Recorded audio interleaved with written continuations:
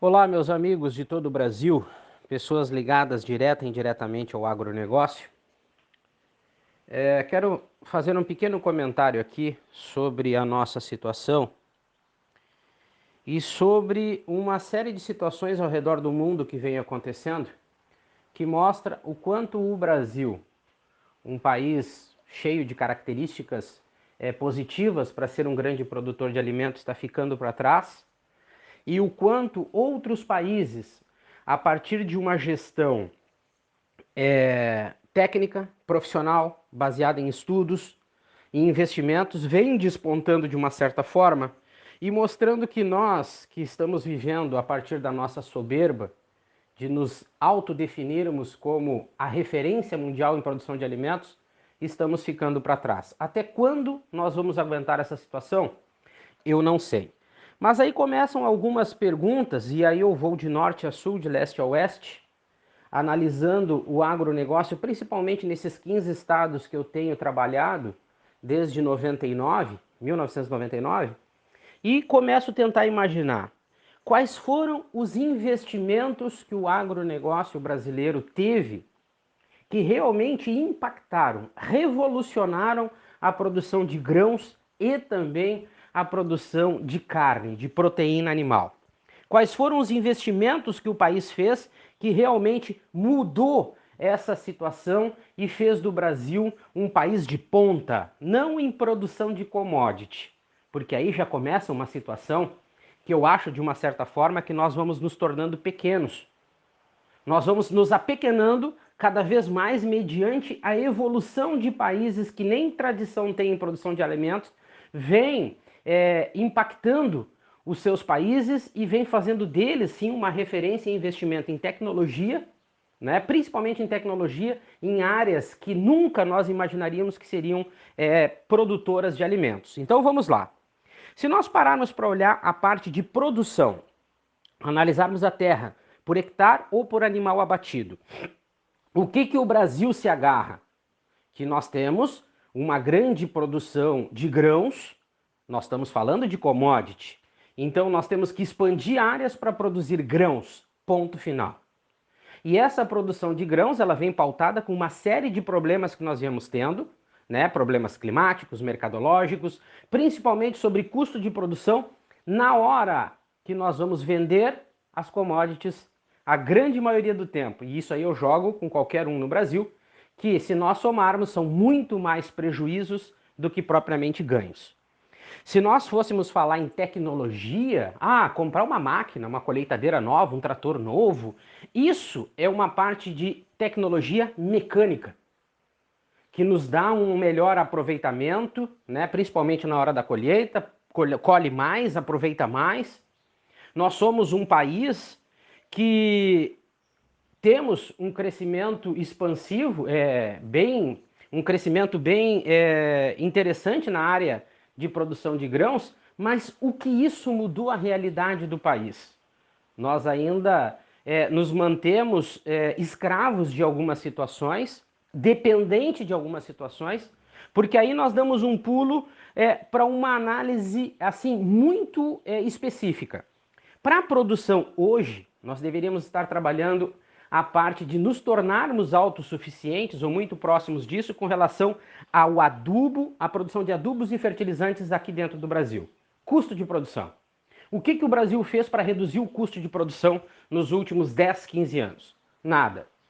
Nós vivemos de uma influência do mercado internacional que, a partir dessa influência, tudo dentro do Brasil se inflaciona, custo de produção sobe e nós ficamos naquela vai ou não vai com relação ao preço na hora da comercialização.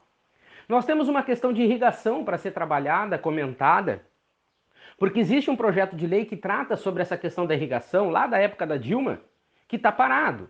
Um projeto de lei novo que revogou o antigo e nós não podemos investir em irrigação, e aí viria, sim, um grande passo que nós daríamos em termos de investimento em irrigação. Tornar áreas improdutivas e produtivas. E aí eu pego o exemplo da área da Arábia Saudita.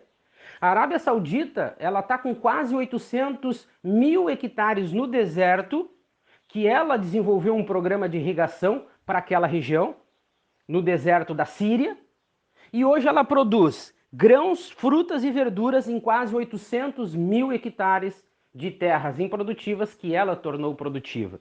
Isso é reflexo de estudo, investimento, profissionalismo.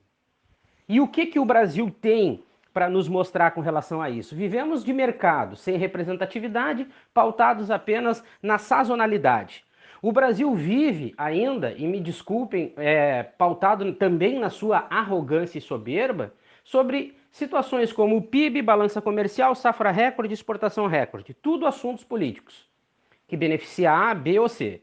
Mas e o que tem de profissionalismo e gestão nisso? Aí eu entro na questão do Ministério da Agricultura. Se o Ministério da Agricultura não tiver uma gestão específica, independentemente de partido ou de presidente, figura, né, nós não vamos evoluir. Nós vamos seguir com essa mesma situação e nós vamos ficando para trás, vivendo da alta, que somos grandes produtores de carne bovina, os maiores produtores de grãos, de soja, mas isso já é uma questão muito de marketing. Não está nos levando para nada. Essa afirmação de Brasil celeiro do mundo nos coloca internamente, pelo menos, num status que nós acreditamos que somos autossuficientes em tudo, somos os melhores em tudo e nós não somos. Muito pelo contrário, nós estamos ficando para trás. A tal da revolução tecnológica deveria vir no Brasil, como eu disse, pela produção e o desenvolvimento de produção de adubos e fertilizantes para baixar o custo de produção, fazer com que esse projeto de lei lá do passado seja revisado e colocado em prática, também fazendo com que o governo, pautado num país de agronegócio, invista em irrigação em terras que não possuem ou que estão passando por problemas de seca, por exemplo. Nós temos questões ligadas também à revolução tecnológica quando a gente analisa 16% das terras degradadas aqui no Brasil, 16% do território nacional de terras degradadas. Por que nós não investimos? Somos o país do agro só para fazer propaganda e marketing? Ou nós vamos olhar realmente para dentro do Brasil e começarmos a agir da maneira que precisamos agir? E aí eu volto para questões do Ministério da Agricultura, da Frente Parlamentar Agropecuária, para os próprios governos e pergunto: projetos, propostas, ações, iniciativas, quais foram elas apresentadas nos últimos 10 ou 20 anos atrás? Nós precisamos evoluir. O agronegócio brasileiro está parado, estagnado, vivendo de commodity. E eu volto para o exemplo do café. Somos o maior exportador de grãos do mundo, mas a Suíça consegue comprar o nosso grão, um país minúsculo que não produz um pé de café, compra o nosso grão, transforma em cápsula e vende 10 vezes, pelo preço 10 vezes maior do que ele compra o grão. Onde que existe evolução no Brasil? Se alguém puder mostrar de uma maneira clara, não evolução em safra recorde, porque nós não temos nem lugar para estocar. Então nós temos prejuízos e temos problemas. PIB é uma representatividade a partir de um investimento em marketing para forçar as pessoas a produzir mais porque tal mercado vai comprar. É uma questão apenas de comunicação, né, e de imposição com relação ao mercado que é sazonal.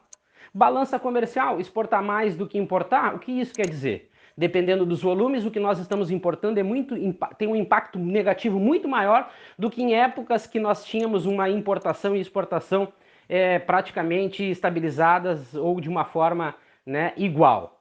Então são afirmações e situações que nós temos no Brasil que fazem com que nós ficamos de olhos fechados, ouvidos tapados, e nós não buscamos a evolução que nós precisamos, nós não investimos na maneira que nós precisamos, e aí acontece o que está acontecendo sempre ao longo de mais de 20 anos.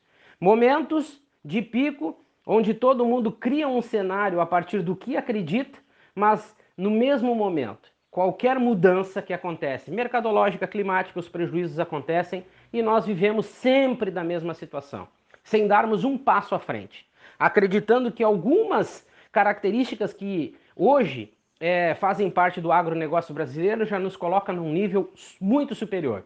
E a verdade não é essa. Precisamos olhar das fronteiras para dentro e entender o agronegócio, o que está acontecendo nos 26 estados e no Distrito Federal, e a partir daí tomar as atitudes e as ações necessárias para que nós possamos ser realmente um país inovador, um país que cresce, um país que se desenvolve e um país que investe no agronegócio brasileiro como ele precisa ser investido.